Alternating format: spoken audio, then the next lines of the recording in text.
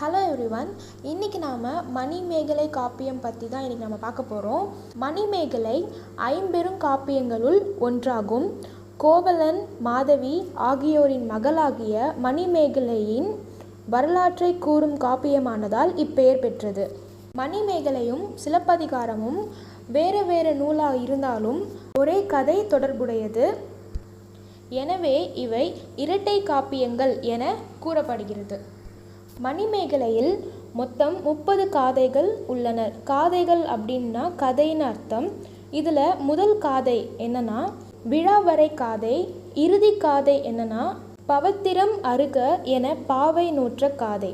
மணிமேகலையில் மொத்தம் 4755 அடிகள் உள்ளன.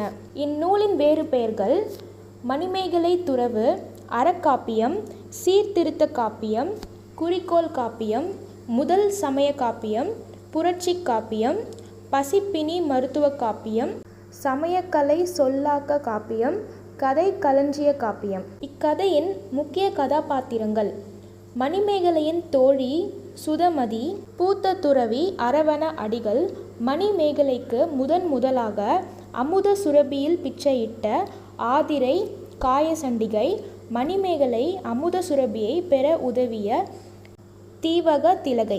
மணிமேகலை பிறந்த ஊர் பூம்புகார், மணிமேகலை மறைந்த ஊர் காஞ்சிபுரம்.